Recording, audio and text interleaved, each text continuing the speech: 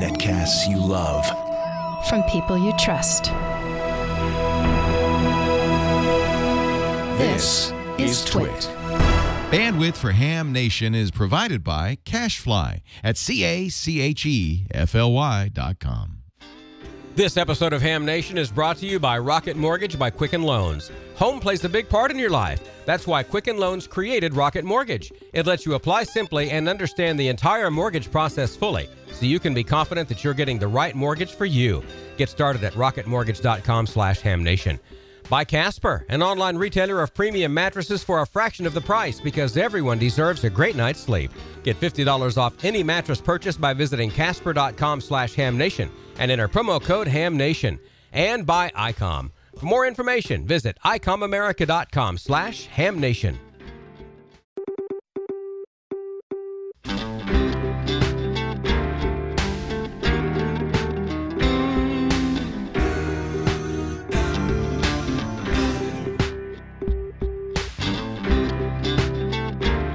This is Ham Nation, episode number 322 for October 18th, 2017. K7AGE in the house and JOTA. Hi, everybody. It's summertime in the Ozarks. It's supposed to be fall, but it's really not, but that's okay. I'm Bob Heil, K9EID, and we are on Ham Nation. We're bringing you a show about ham radio where we have fun, we learn things, and tonight we're going to learn a lot of things about radio, about Boy Scouts. Randy's going to get out his cider. Well, we'll just crank it up and show you what's happening. First of all, let's say hi to Amanda. She's here at the top of the show tonight. Amanda, how are you? I'm doing excellent. And do you know who else is doing good tonight?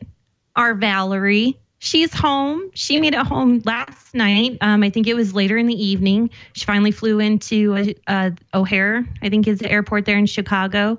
I'm sure Jerry was ecstatic to see her. Anyhow, she's home. She's doing well. I think she's a little sleepy. And we do have this awesome picture of her. Look at that. Look at that. I'm so proud of her. I mean, that was 3 whole solid weeks that she was there in Puerto Rico, sleeping on a cot. She had to build her own fort. Not only that, but she was doing God's work down there. Not only her, but the rest of her team. I think there was actually about 22 of them doing some serious communication, saving lives, getting people evacuated from hospitals that needed urgent care. People evacuated to hospitals that needed urgent care, not to mention food distribution and getting Arecibo online. So not fully, obviously, but I think she's glad to be home, and we cannot wait to hear the stories from her for sure. Now, another one of my friends is leaving today to replace her. His name is Neil, N1TEW. Neil, and I send you the best of luck as well. I know you have some big boots to fill out there, and I hope you and your other 9 operators do a great job. So there you guys go. I can't wait to hear from her next week. It'll be great, and God bless all of them. And I know that Jerry has given up an awful lot to let her go down there all this time, but she helped a lot of people, and I was really proud of Sarah and the team at Heil Sound that jumped on the board within a day. Why the ARRL called them, and bingo, they had Pro 7s, 25 of them, I think. So they're well fixed for microphones and headsets, and she's doing so well. So we'll look forward to next week, that's for sure. Thanks a lot for that, Amanda. And we have a real special guest tonight. He's been around, but look where he is tonight. Randy, K7AGE. He's at the helm of the big boy. How you doing? I'm doing good, Bob. How you guys doing? We're anxious to see what you got in your little bag of goodies. I see meters and resistors, and I don't know, you and George are going to crank it up, and we'll go down and see what's going on there right now. We'll be back to you. George, what are you doing down in Mississippi? You got any surprises? Well, not a real big surprise. You know, I've had that IC 7300 sitting here in front of me for, I don't know, the past month or so. Well, you notice it's gone now. We had our 12th anniversary show on Amateur Logic this past weekend, and we gave that away. And I'll let you know who won it here in a little bit. And yeah, we're just gonna kind of come back and kick the soldering iron around with Randy a little bit. Okay, well, we all want to congratulate you and Tommy and the whole crew. That's 12 years. That's a lot of shows. It's a lot of time, tremendous efforts to do that. And I know you've helped so many, George, and I want to personally thank you for all that you guys do. And we're honored to have you as part of Ham Nation. So keep up the good work, man. And then we're going to move on down a little further, and here's Don. Don Wilbanks, how are you?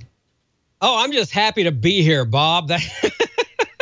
Yeah, so proud of Val. 12 years for Amateur Logic. That's awesome. Randy, good to see you on here. We've got a big show.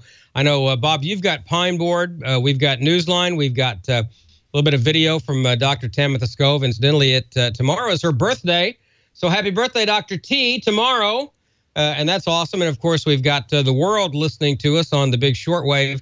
100,000 watt WTWW at 5085 and 12.105. So hello to all of our WTWW listeners. If you've got anything ham radio related that you want mentioned on the big TWW, you can just send it via email. The email address is real easy to remember. It's email@WTWW.us. We're going to talk about Jamboree-on-the-Air with Jim Wilson coming up a little bit later on too. So Bob, big show. Let's go ahead and kick that thing off, shall we? Well, let's do it. I'm going to have to step in and do this early because I got to get out of here. I'm headed out to California. No, there aren't any fires, or at least there weren't today. They're up north of where we're going. We're going to San Ramon, which is at the south of the bay, and Pacificon. It's a great convention. I'm always honored to be asked to come and do a presentation. So I got to get out of here early, but I have some great pine board stuff tonight, little pine board and a little other things. Some of the other things, I got a note, and I'm almost embarrassed. I didn't get the guy's name, but he sent this picture warning everybody, it's time to change your batteries. And it's not just batteries in your fire alarms. Look at the stuff that can happen in remote controls. This was the back of a remote. You don't use them that much, but you really do. But you don't take them apart and look at them, and you should. And these are Duracells. These are great batteries. So I wanted to say something about that, to warn all of us to check those batteries. You'd be surprised. I check them every once in a while around here, and it's like, oh my gosh. So you want to do that. So we want to move on today with our pine board presentation. First of all, remember, we're dealing with high voltage. Please, please be aware of that.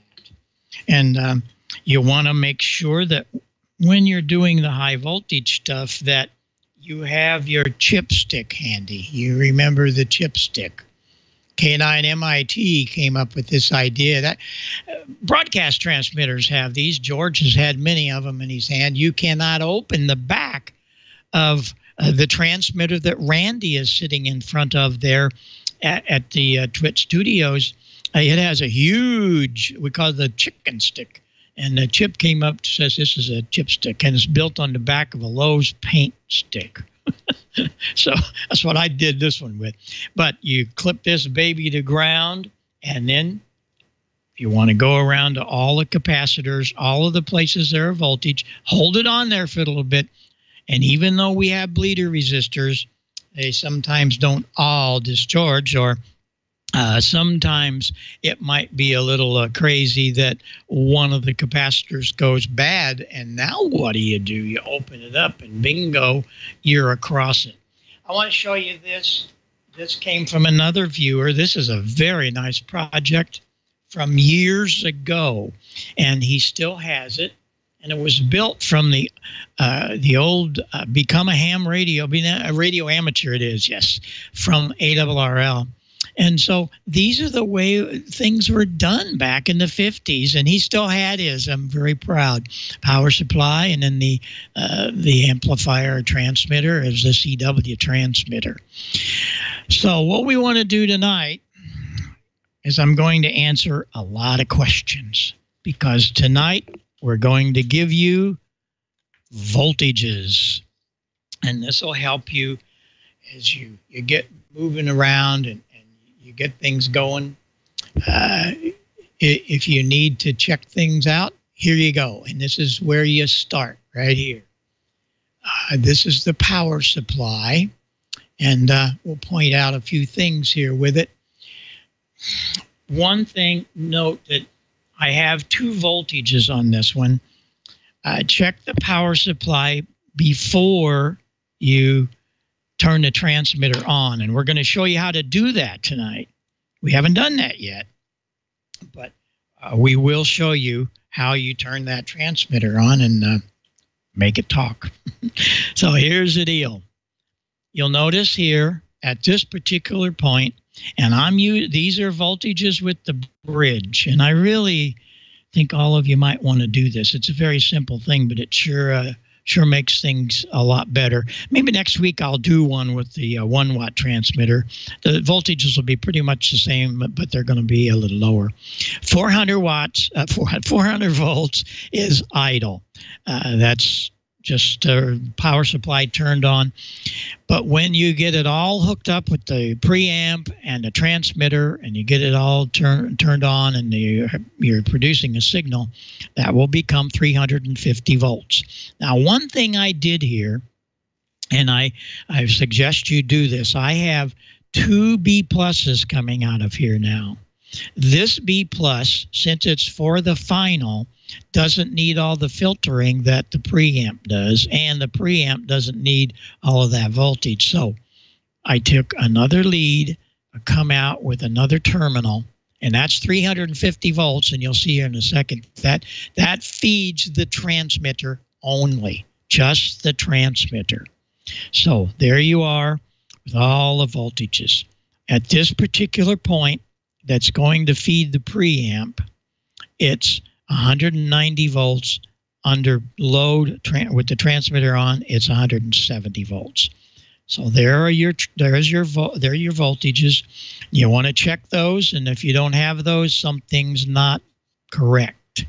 But that's the first thing that you want to check, is the power supply.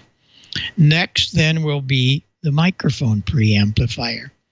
And the nice thing about all this is there's not a whole lot of places to really check it, but they're important.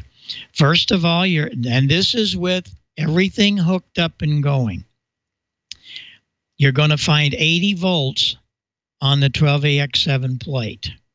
And one of the reasons you're going to feed this 170, remember back at the transmitter, the power supply, remember we have 170 volts of B plus. That's coming in to here. Why do we only have 80 volts on the plate? Because of this guy right here and the current that this is drawing. So you're going to see about 80 volts. It could be 90. It's going to vary a little bit, but it's not going to be 10, and it's not going to be 170. It's going to be 80 volts. And then the other side of the tube will be about 100 volts. And here's an important measurement. At the cathode of that second section, it's 0.7. That's less than a volt. 0.7. That will give you all of the voltages you need to make sure your preamp is working. And if it's not working and you're not getting a signal through it, we'll go into that later, because we'll have to put a signal through it and find out where you lost it. But it's a pretty simple device, and if you have all of this connected right, you won't have any trouble. You will have output. Then we get to the transmitter, the final transmitter. And the transmitter is really great. I'm so thrilled at what's going on with this thing. I'm having more fun. I worked a guy in Chicago today on 40 meters with it, 5 watts AM. And that's, I don't know, it's 400 miles and it's 3.5. It's up there quite a ways. Okay, now remember, we came in. Remember I told you, let's go back again. I have a separate lead of 350 volts under transmit load. That's a separate lead that I brought in here. That comes into the B plus side of the transmitter. But I put a switch in it. And that switch is our transmit switch. And we later on are going to have a double pole to switch the antenna relays. But I'm taking this very slow for all of you. And that's how we're going to do that. And it works great. I don't have a relay. I switch the antennas manually. I use my right hand to turn this on the pine board, and I take my left hand up here on my panel and switch to relay, the switch that switches to relay. But you can do this all together if you want. We'll show you how to do that. But for now, we got to get it working. 350 in on that new separate lead gets us 2.5 on the other side of that resistor. Through the choke, 3.5 becomes 340. And through the choke and this resistor, we end up with 95 volts on pin 6 and on 330 volts on pin 8 of the 6AGE7. And that's really all the voltages you can check and that are meaningful. One warning. These tubes run really hot. I mean, enough to cause you a bad burn. So be careful. You do not want to touch these. And it's okay. Gosh, I've used 6AGE7 since I was 15 years old. It was 16, something like that. In the 20A that you see behind me over here, they use 6AGE7s, and I'm telling you, they are burning red hot. They're designed to do that. So I just want to alert you, those are going to run hot. 6V6 even runs very hot. And here's the other layout. This might give you a little different view of those voltages. Now here is that separate lead. Remember, we talked about running a new lead. You can take this back to the B plus, and we're talking about this B plus, but that's only going to give you about 190 volts. If we take that out of here, we don't need that extra filtering on the transmitter.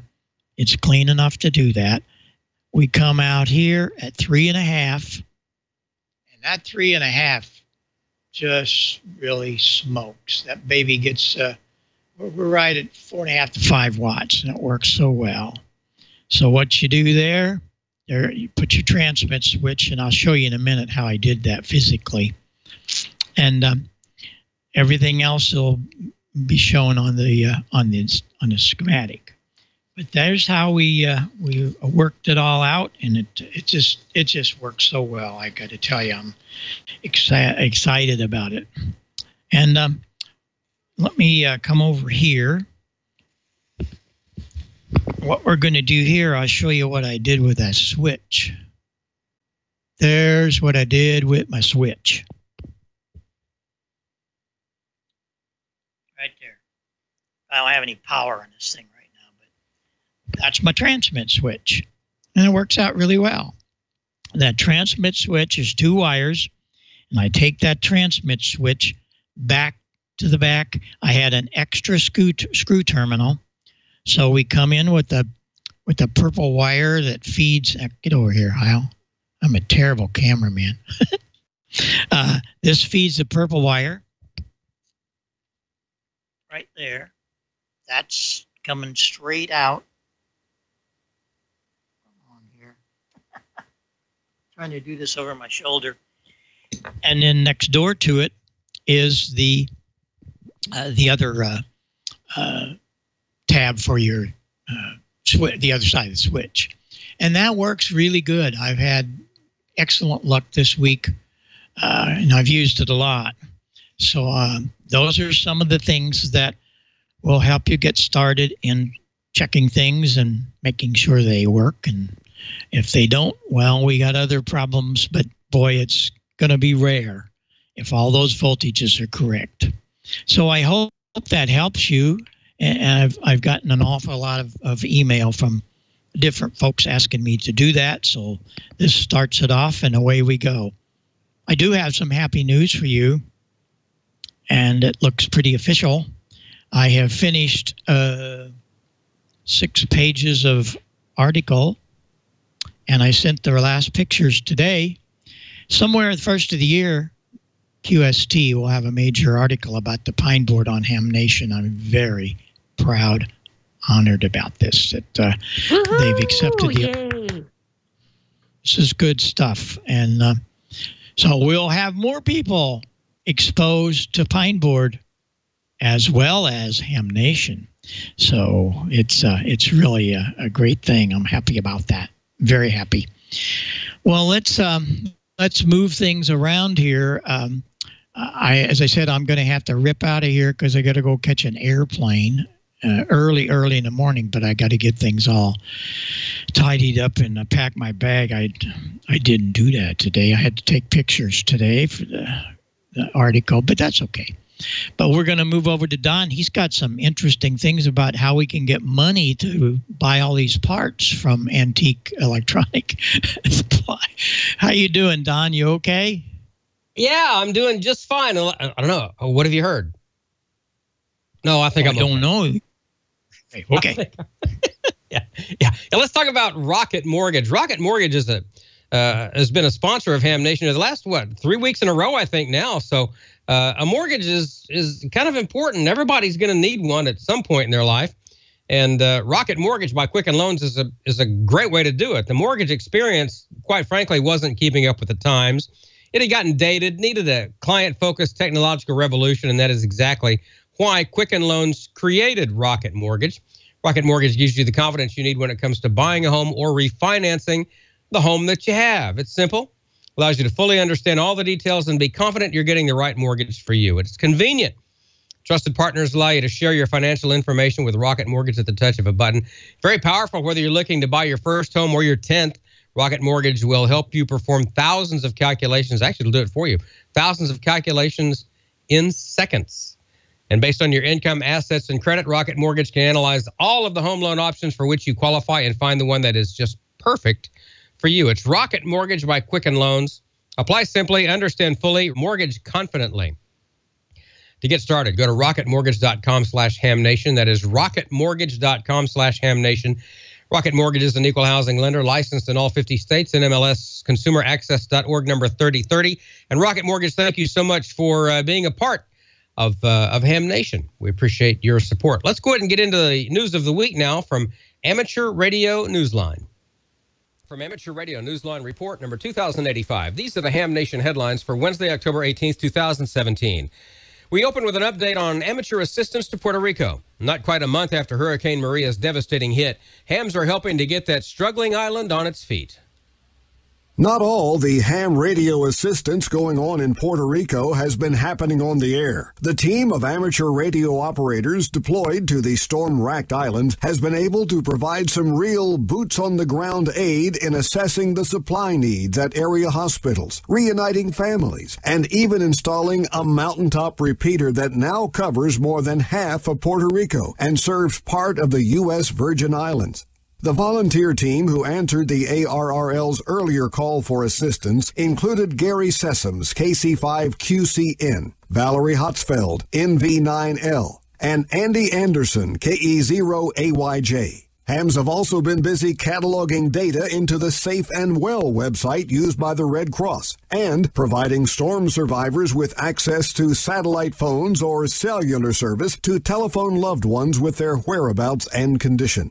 The volunteers' deployment has been further assisted by donations of radios and other equipment. 40 ICOM handheld radios were donated by El Paso Communications Systems, and the Yasmy Foundation is making a repeater available for installation at the Arecibo Observatory.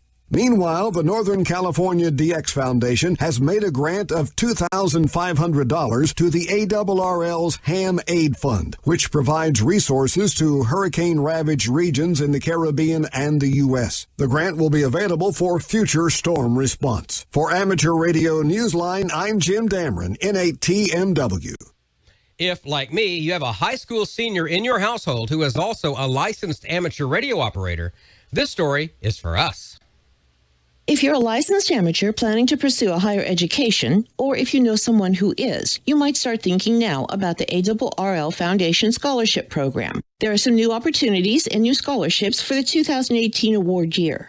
More than 80 scholarships are being made available, with funding in the range from $500 to $5,000. Each scholarship has different requirements and qualifications, so you'll need to visit the ARRL Foundation Scholarship Program page on the League's website to sort through the list. The new scholarships being offered include the Ladies Amateur Radio Association of Orange County Scholarship, the Medical Amateur Radio Council Scholarship, the Harry A. Hodges W6YOO Scholarship, and the Old Man International Sideband Society Scholarship, among others. Applicants should complete the form available on the ARRL website and have until February 15th, 2018 to send along their most recent academic transcript. Please note, however, that the applications themselves must be received by the ARRL by the 31st of January. For Amateur Radio Newsline, I'm Jerry Goodrich, KF5KRN.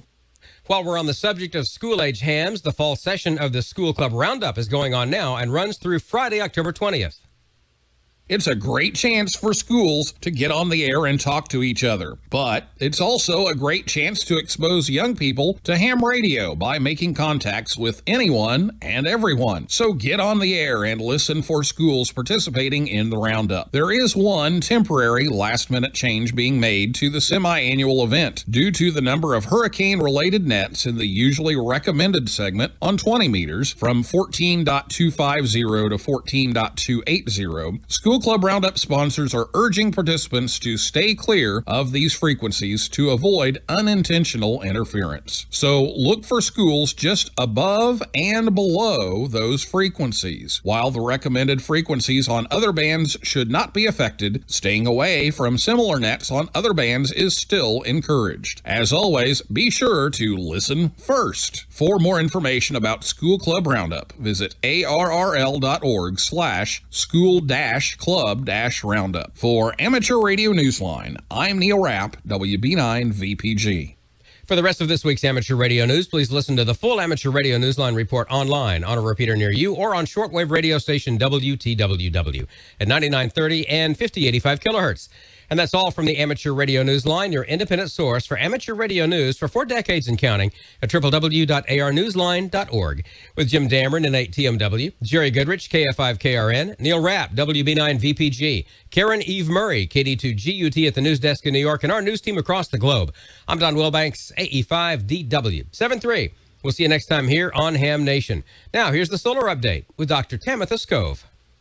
We have a gorgeous solar storm that was launched on the sun's backside from a region that used to be an X-flare player, and a tiny coronal hole rotates into the Earth strike zone, and it might even give us a flash of aurora. Those stories and more in the news this week. Solar activity is really picking up this week. We have an old region, 2673, that used to be that X-flare player during the hurricanes. Well, it is about to rotate into Earth view. It's launched a gorgeous solar storm that's not Earth directed on the sun's backside, and that has given us a bump up in solar flux, which you amateur radio operators must absolutely love. It's also going to be rotating into Earth view here in the next couple days, so the solar flux will continue to rise just a little bit. Meanwhile, we have this tiny little coronal hole that is going to be moving into the Earth strike zone here in the next couple days. It's not going to give us a really big pocket of fast wind, but it could give us enough to give us just a few hours of aurora. Switching to your solar storm conditions and aurora possibilities over the coming week, we are anticipating the hit from that fast wind from that tiny coronal hole that's rotating into the Earth's strike zone here in the next couple days. NOAA is expecting at high latitudes at least active conditions, which could even roll into storm conditions, maybe even a 30% chance of a major storm. We will know more as this region gets closer to the Earth's strike zone. At mid-latitudes, we're only expecting unsettled to maybe active conditions with maybe about a 25% chance of a minor storm at mid-latitudes. And then that shouldn't last all that long. By about the beginning of the week, things should calm down reasonably quickly and we'll be pretty much back to normal. Switching to your solar flare and particle radiation storm outlook over the coming week, we do have a spotless sun right now, folks. So what that means is for solar flares, we are completely in the green. There's no risk for radio blackouts. We do have the remnant of region 2673 that's going to be rotating into Earth view here in the next day or so. The positive thing about that is that it means that solar flux is on the rise. So you amateur radio operators that have been struggling with amateur radio propagation, you are in luck. Things should be bumping back up just a little bit to get you back into the marginal levels. So this is good news, and it should last easily for the next couple weeks. So the space weather this week is beginning to pick up just a little bit. We have the remnants of region 2673 that used to be that X-flare player. It has fired off a gorgeous solar storm and gives us a lot of eye candy. It's going to be rotating into Earth view here in the next couple days, and we can hope it continues to give us some eye candy. Meanwhile, it's bumped up the solar flux just a little bit, which I know you amateur radio operators and emergency responders to all the hurricanes, there's still so much work to do. You guys need as much help as you can get when it comes to radio propagation. So this is a nice little boost for you, which should last for probably the next 2 weeks. Meanwhile, we have that small coronal hole that is going to be rotating into the Earth strike zone here in the next couple days. It should give us a little pocket of fast wind, maybe enough to bump us up to storm levels for a day or so. So your aurora photographers, you might get a chance. You keep those shutter fingers ready, but things should calm down pretty quickly into the beginning of next week, and about middle of next week, we should be pretty much back to normal. I'm Tamitha Skov. Thank you for watching. As always, another amazingly excellent report from Dr. T, and we wish her the happiest of birthdays. She's just amazing. We're so lucky to have her on our team. That is for sure. So happy birthday tomorrow on the 19th, Dr. Tamitha Skov. My pleasure now to welcome to the show someone who is very, very happy to hear that the solar flux numbers are coming up and therefore a little bit more propagation. That would be Jim Wilson, K7AGE. Jim's going to tell us a little bit about Jamboree-on-the-Air. Now, Jim, first off, good to see you again tonight, and good to see you at the Xenia for Hamvention this year. It had been a while since we'd seen each other. Tell the viewers a little bit about your background with the Scouts and Jamboree-on-the-Air for those who may not be familiar. Oh, you bet, Don. And thanks for having me on the show. I'll mention we are indeed excited if there's going to be better propagation, because propagation is not typically our friend, or it hasn't been, but it's Jamboree-on-the-Air. It's this weekend. It's Friday, Saturday, and Sunday. That's local time. It's not like a contest where it starts at 0 hours GMT and rolls through, but it's at local time as it rolls around the world. But it's the 60th year of Jamboree-on-the-Air, and it started in 1957. After the World Scout Jamboree, there were some ham radio operators that said, hey, this was really great. How do we do it every year? And that's when it began 60 years ago. Les Mitchell, G3BHK, is credited with founding it. But it is a scouting event. Its purpose is to enable scouts to communicate with one another for a fun, educational, and a sense of belonging to a World Scout movement. So we kind of think of it as an amateur radio activity, but it's really a scouting activity. And it's very popular as well. There's last year we counted 1.5 million scouts that got on the air across 33,000 stations in 150 countries. So it's the largest scouting event in the world. And so far this year, we take registrations of stations. About an hour ago, I looked and found world registrations were at 4,700. The U.S. registrations at 627. We're still a few days out from the event, and I think last year we had 11,000 registrations. They all come pouring in at the last minute. So I can keep going on here. I'll note we have.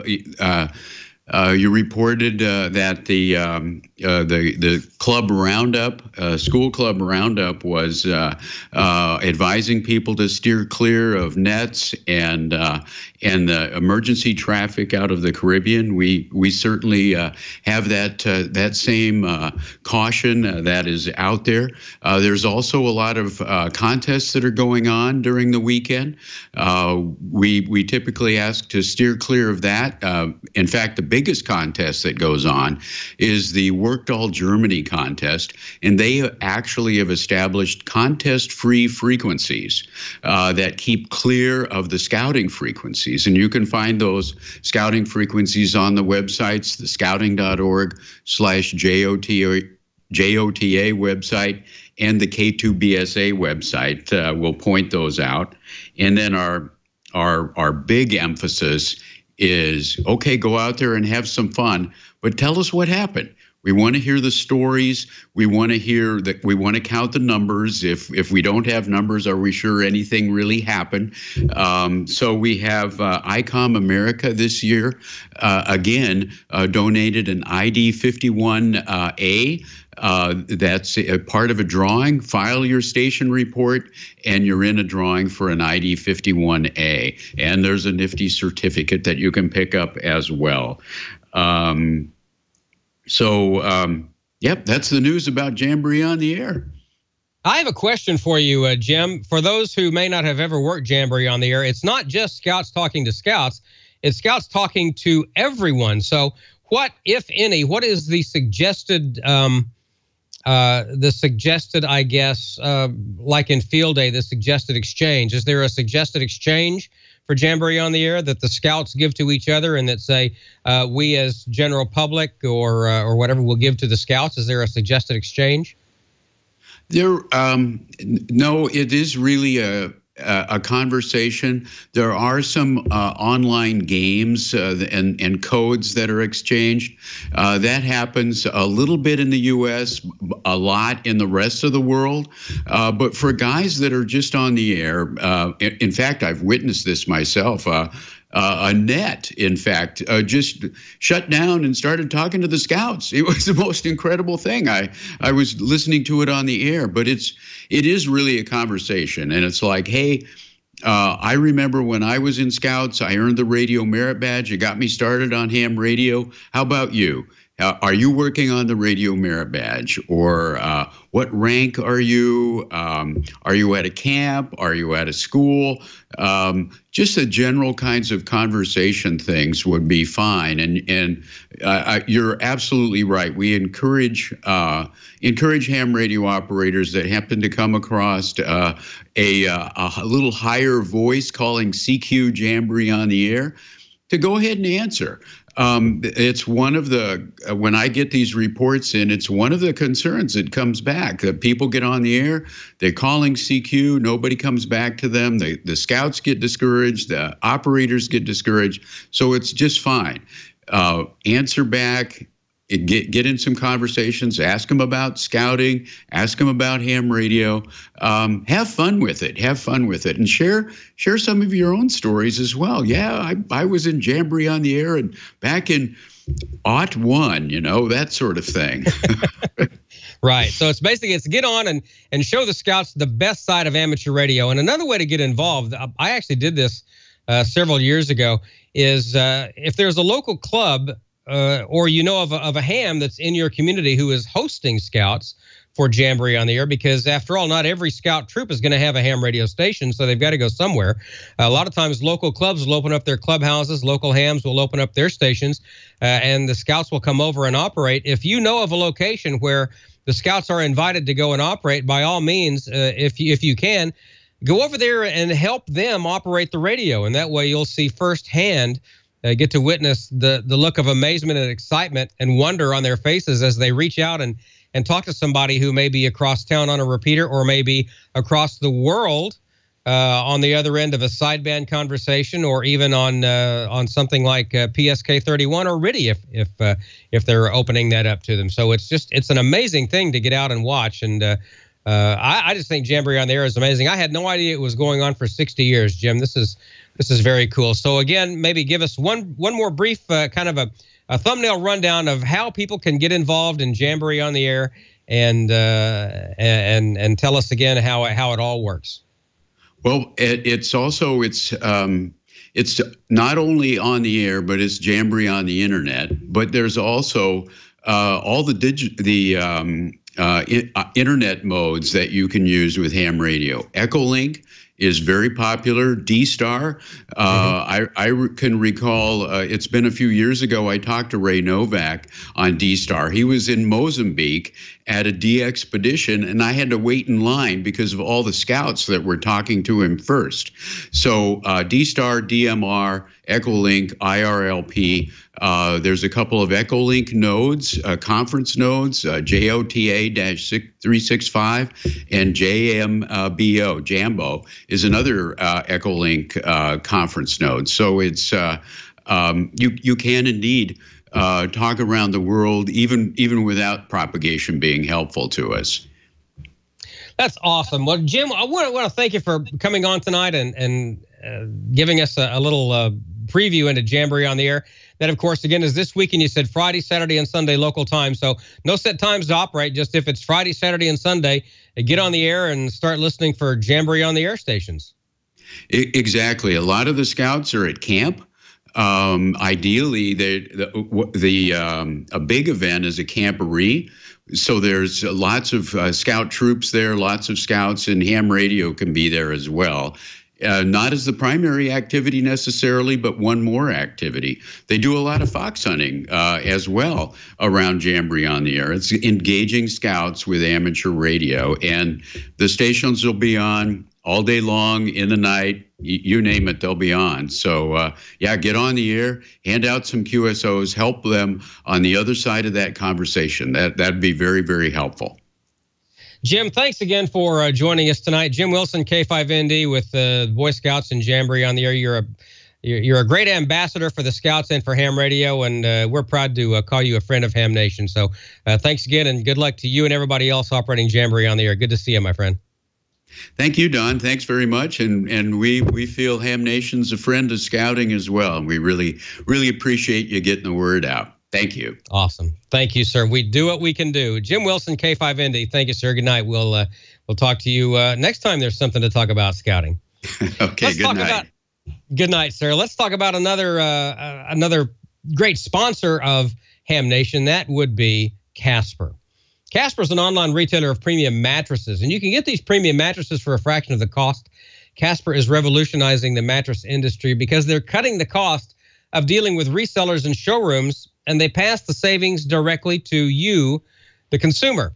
The Casper mattress is an obsessively engineered mattress, and you get it at a fair price. Casper is made of supportive memory foams for a sleep surface with just the right sink, just the right bounce. Plus, its breathable design helps cool your sleep and help you regulate your temperature throughout the night. The Casper mattress gives you long-lasting comfort and support. You can buy it easily online, completely risk-free. It's a whole new way to buy mattresses. Leo Laporte from Twit, he has a Casper mattress. It was shipped to his house, and he loves it. So do like Leo. In fact, here you'll see the Casper mattress actually arriving at Leo's house in the box. He's going to unbox it and then do the patented Leo Laporte belly flip. Belly flop. This is worth watching. Casper understands the importance of truly trying out a mattress that in all reality you're going to spend a third of your life on. Free delivery, painless returns with a 100-day period, so you don't have to lie down on a showroom, which basically, statistically, lying on a bed in a showroom does absolutely nothing for you. It has no correlation to whether the bed is right for you. Here we go. 3, 2, and... Yep. There it is. The Leo Laporte belly flop. That shows you the quality of the Casper mattress right there. It's the right bed for Leo. It will be the right bed for you. Casper recently introduced the Casper Wave mattress that features natural geometry support system and a new top layer. Casper mattresses uphold the highest environmental production standards. They're made in the USA, and free shipping and returns to the U.S. and Canada, and now across the pond to the U.K. Get a Casper mattress today. You can save an additional $50 towards a mattress purchase by going to casper.com/hamnation. Enter promo code HAMNATION. Casper.com/HAMNATION. The promo code is HAMNATION, all one word. Terms and conditions apply.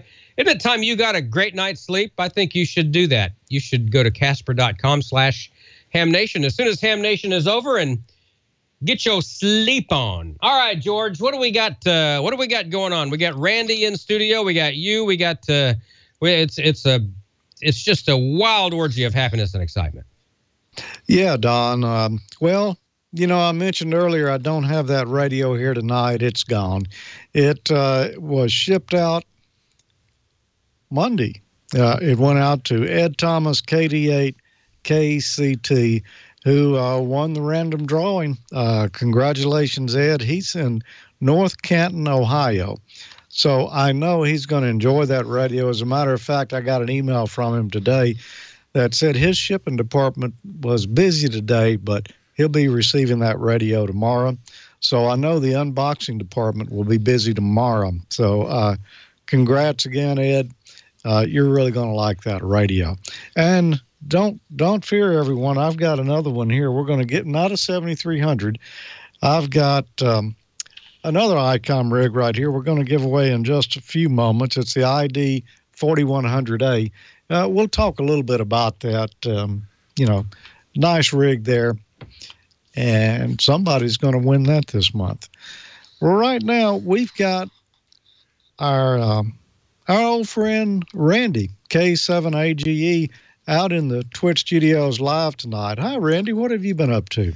Well, not a whole lot during the summer. It's kind of been a slow time working on ham projects, but part of going to Pacificon is to go to a lot of the sessions and get, motivated and energized again to go back working on some ham projects. So I brought in the SWR bridge here that we started, or that I started a couple months ago, and in the pine board flavor of things, I've got it now mounted on a old hunk of wood. Here's the bridge circuit that I built up, and I have an old 1 milliamp meter here. In fact, it's cracked, held on with some number 10 wire, and a couple connectors on the back to hook the antenna from the transmitter through there to do some measurements. So I'll be working on finishing this up and going on to a newer generation version of one of these things. Cool. So, did you have something else to say about it? Not that, but I have the next generation in the Altoids can here. So let's take a quick look at that. And what I have in here, a couple things. This is a SWR bridge kit from Kits and Parts. They have a lot of neat little kits and a lot of parts, a lot of toroids and different wires and all sorts of things. So here's a little kit they sell. I think it's like $11 or $10. And what I want to do is use this little nano Arduino processor to interface to the board and drive this OLED display and build a more modern version of an SWR meter. So you can't call that a pine board. What will you call it? Have you coined a name for it yet? No, but I think it may all fit in there. So okay, I think it will. Well, that looks quite interesting there. Did you find the project online, or are you sitting down and figuring all this out on the fly? No, I go look at other people's work and take and borrow from it. So here's a couple Arduino ham radio books. This is the one that ARL sells, the Glen Popeil book, and this one's from Jack Purdom, and they've got a lot of ham radio projects in here. They both have SWR meters. In fact, I think this one actually talks, if you want to go that far. But you can go through here and look at the code that the guys used and pick out pieces that may work for your project. Yeah, that's exactly what I do. Is I look around, I find something that's sort of like what I want to do. And you know, all that stuff's open source, so I'll take pieces of that, get a few more pieces from somewhere else until you've got, you know, the parts you need to make what you want, and then just stick them all together. I always, you know, said doing that kind of thing is, well, it's like building a project, except you don't keep running to Radio Shack for the parts. You know, you don't have to use a soldering iron as much. So, you know, it's kind of the modern version of doing projects. You do it in software now with a, you know, $2 or $3, $4 computer chip. Yeah. So how is your house coming along? I know you've probably been busy with that this summer. Yeah. Well, we were all set to go beginning of December, and then we had like one of the rainiest Oregons ever. I think we had over 100 inches from about the end of December through the end of May. So basically June 1st they started. Last week the truss all showed up, and I talked to the contractor today, and they're all standing up now. All the plywood sheeting is on the sides, and they'll be rushing to get the plywood up on top of those truss because the rain is starting again in Oregon, another 4 inches or so in the next couple days. So we'll see how they do. Wow. So are they're going to complete the ham shack first? Is that the instructions? Well, that corner's kind of done, and that kind of segues into the next thing I wanted to talk about before we go to Amanda, is that, let me get this stuff out of the way. About a month ago, I contacted her and I said, I need some new cards made up.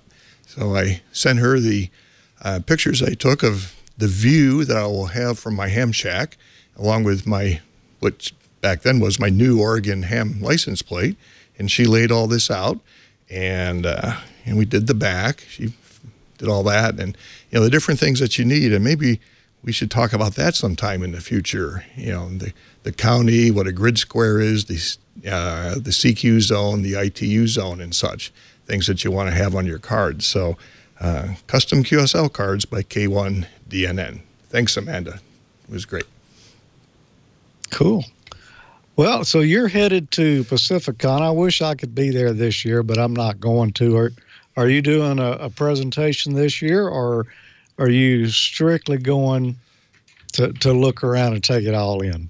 I'm doing my typical PSK 31 presentation that I keep changing a little bit each year, and I have towards the end of it I talk about a lot of the other digital modes, because once you have your interface running for PSK 31, you could do slow scan TV, you could do JT65, Hellschreiber, a couple others, and now including the new one that's really catching fire, FT8. So we'll talk about those a little bit. And I believe my talk is 4 o'clock Saturday afternoon, if people still have the energy to sit and listen for an hour. I'm sure they will. Everybody's seems to be getting into this FT8. I have not yet. I'll be honest, I haven't had a chance to play digital modes lately, but that's definitely one on my list. Well, I found it easier. You know, typically when you go into these new modes, you go around and find somebody that's sending CQ and you answer them. But with FT8, you have about a second and a half to decide what to do. So I found it's actually easier to call CQ and let the people come back to you, because it happens in a 15-second cycle instead of a 30-second cycle for JT65. So it runs a lot faster. The band is filled full of people. You look on there in the waterfall sometimes, it'll be 10-plus stations, and they're working all over. I fired up a couple weeks ago, and you know, I heard a guy from South Africa. I worked several in Japan and South America and stuff with about 20 watts and a low antenna. Wow. So is it, and I'll just show my ignorance because I haven't really looked into it yet. I'm aware of it, and I know people are really enjoying it and just making contacts left and right.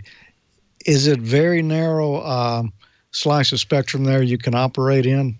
Yeah, I think it's, I forget now, maybe 50 hertz or so. It's pretty narrow. So Wow. in the, 2.5 kc bandwidth of your sideband filter, you see, 8, 10, 12, 15 stations all spaced out across the, and the space there, the bandwidth. So, so you can have simultaneous FT8 conversations going on there at the same time, offset a little bit from each other. It's not like everybody's trying to occupy a single frequency. Right. It's very similar to, the waterfall display you see in PSK 31. You see all the stations. So you tune by clicking in the waterfall, and that sets your transmit and receive frequency.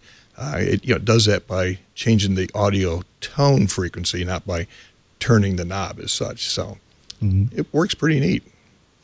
Well, that does sound neat, Randy. I'm going to have to catch up on that and make a few contacts too. I hear everybody else having fun with it, so it's probably getting close to time for me to do something with it. Well, anything else you would like to tell the audience here about tonight before we move on? No, I just thanks for everybody here in the Twit studio. There's a lot of fires in this area, and I was asking Victor and Bert here earlier about the all the staff here at Twit, and everybody survived the fires okay. So that was really good news to hear from all the Twit people. So otherwise, I wish you were out here so we could do our drive down and hit the In-N-Out Burger and fries and Harbor Freight and everything on our way down to Pacificon. Yeah, as a matter of fact, I was at Harbor Freight earlier today, so I don't feel completely left out. What'd you pick up for free? I didn't have my coupons with me, so yeah, I missed out. You got to have your 20% coupon and your free coupon. So, yeah, you need to, I guess, just keep those with you at all times because you never know. And I saw just somebody in the chat room wanted to know where these kits were from. It's kitsandparts.com. So we answered that one. Cool. All right, Randy, great to see you again. And, I guess you've got a lot going on. Hopefully the rain won't delay you too much longer on the home building there, but I know it's getting to be that time of year. So take care there and come back to see us again. You bet. And thanks a lot for having me on tonight. Good to see everybody. And looking forward to see Bob and Gordo and all the Ham Nation viewers in the next couple of days in Pacificon. Yeah. You just, I don't know. You're making me homesick now, although I'm not from there. I want to go. All right, 73, Randy. 73. Well, last week I asked a question out of Gordo's book, out of his extra exam book here. And what was it? Oh, well, what is a result of skin effect? And your choices were: as frequency increases, RF current flows in a thinner layer of the conductor closer to the surface. As frequency decreases, RF current flows in a thinner layer of the conductor closer to the surface. Thermal effects of the surface of the conductor increase the impedance, or thermal effects on the surface of the conductor decrease the impedance. Well, we had a winner, and John Hatfield, K7AGE from Tampa, knew that, the result of the skin effect is as the frequency increases, RF current flows in a thinner layer of the conductor closer to the surface. So, if you've got a piece of wire out there, as your frequency gets higher, that RF is going to be flowing around the outer edge of it, not so much through the center of it there. So that's why a lot of times on Heliax, you might notice that the center conductor in there is not solid. It's actually hollow because there would be no benefit for it having a solid center conductor, since all the RF's going to be running around the outer edge of it there. So congrats. We're going to be sending you an MFJ 270 Guardian Angel surge suppressor. These are gas tube surge suppressors. Put them in line in your antenna, connect it to ground, and these are good from DC to 1 gigahertz, so they'll cover any frequency. They're available in both standard SO239, PL259 size connectors, or type in. This one is good for 400 watts PEP, and the MFJ272 is good for 1,500 watts PEP. So, just you won't say that it can prevent every lightning strike that you will get, because nothing will do that, but it puts one more layer of protection between your rig and the lightning. And, I've used these for years and never had an issue. So really handy device there. Thanks for that, MFJ. Well, I've got something else we're going to give away next week. And here it is right here. It's a DX Engineering sport bag from our friends at DX Engineering. This one is mine right here, so I'm keeping it. But DX Engineering is going to ship out one to some lucky viewer. And we've got a question for that viewer. And it's a pretty simple one. I don't think we talked about it tonight, but should be easy enough to come up with the answer. Randy, Bob, Gordo, and a whole lot of people are headed to PacificCon. I want to know who sponsors PacificCon every year.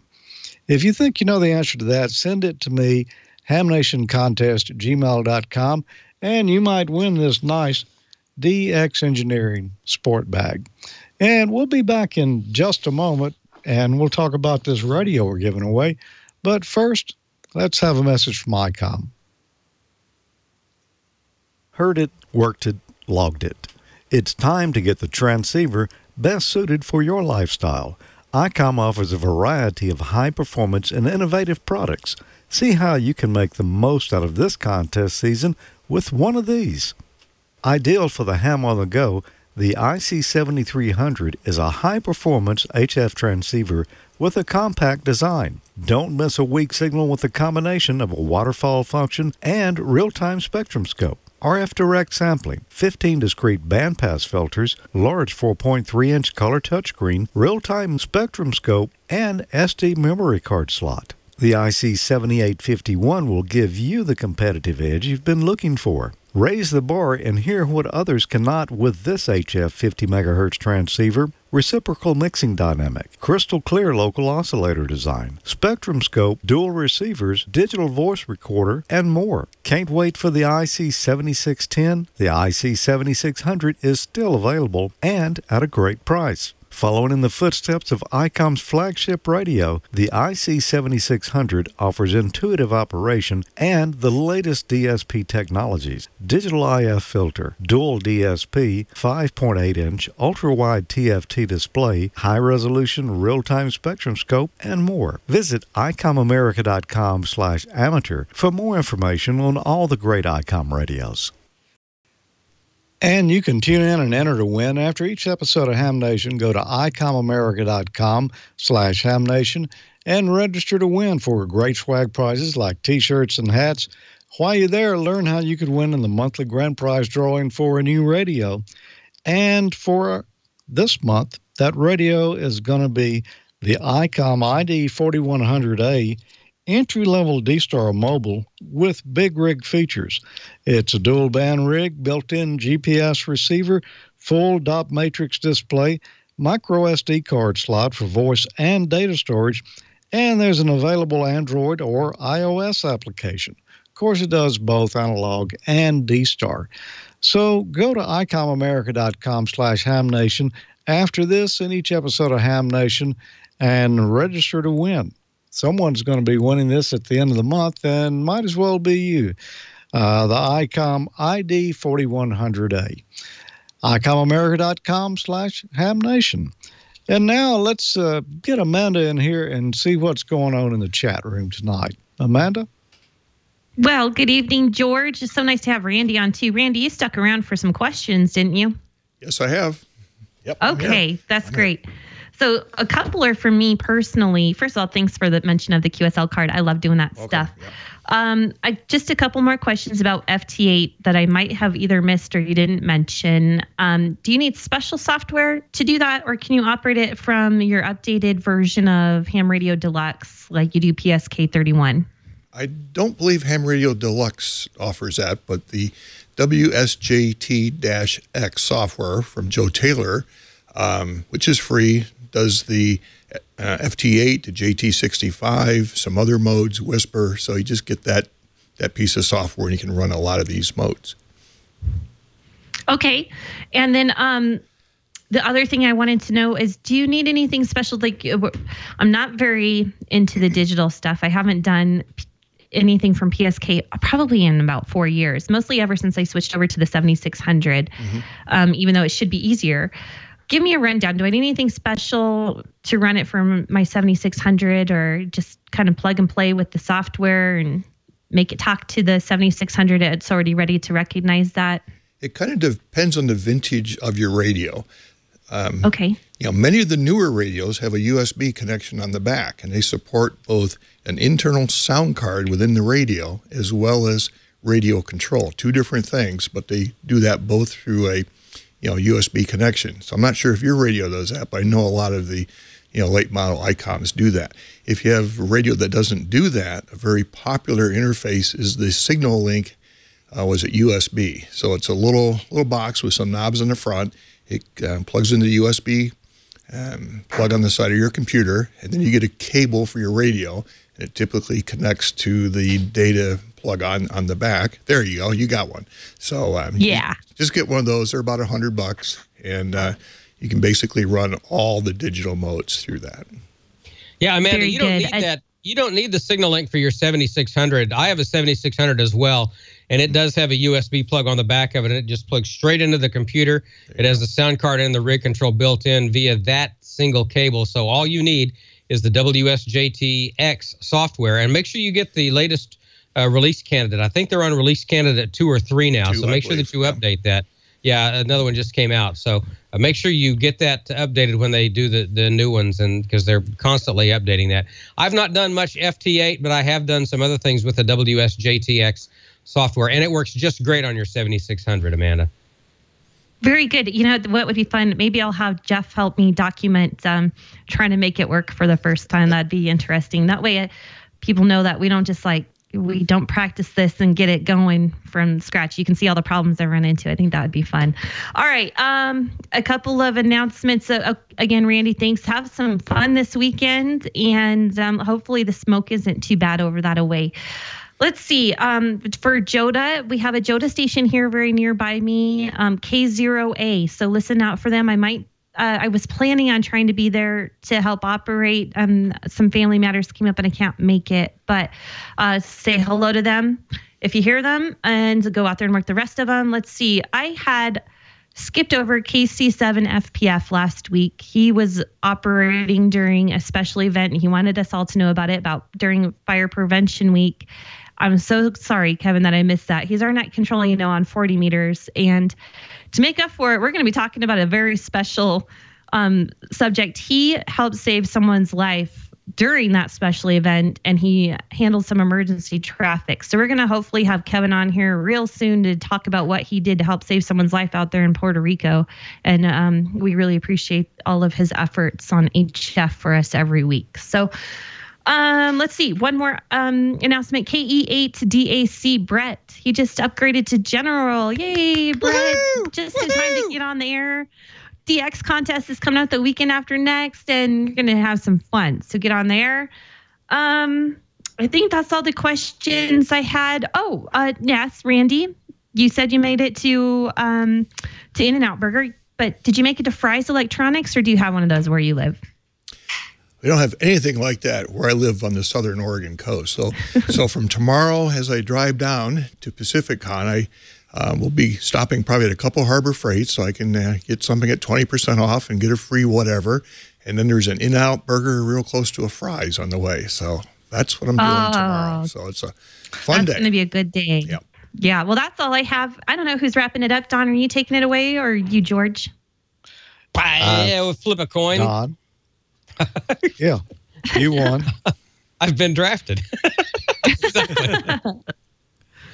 All right, very good. Well, Amanda, where are the nets tonight? Do you have those frequencies? I've been seeing them in the chat room, but did you? We have 7192 where Kevin will be. I think 20 meters, Steve, W7UDI, he actually had to go on a fire call. He's a volunteer firefighter. And he said 20 meters was, anyways, 14 Charlie for D-Star. And Echolink, we have Dewdrop in. And don't forget our newest DMR net, TAC 311. And they've been looking for some additional check-ins there. And maybe we're going to have to show people how they can get on that net and get it more popular. So that's what I've got. Awesome. Amanda, thank you so much for everything you do for us. And happy birthday again to Dr. Tamitha Scove tomorrow. I'll not tell you her age. I'm not sure I know it exactly, but I know roundabout. But that's apparently that's on a need-to-know basis, and you people don't need to know. That's what she told me. So anyway, congratulations to Dr. T. We love her. We love having her be a part of the team.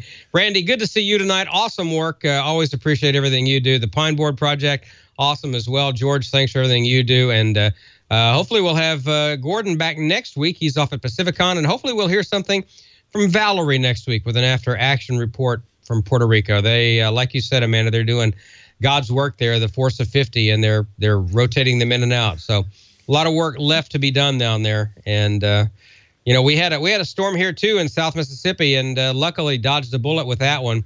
Houston got hammered, Florida got hammered, Puerto Rico got hammered. We lucked out. So I'm doubly fortunate in that. But anyway, we'll and thanks also to Jim Wilson, K7AGE, for coming on with Jamboree-on-the-Air details. That'll do it for us tonight, and I guess we'll see you guys here next week here on the Twit Network for Ham Nation. So for the usual suspects here, I'm Don, AE5W73. Good night, and we appreciate you being here. Good night, everybody. Good night. Good night. Good night.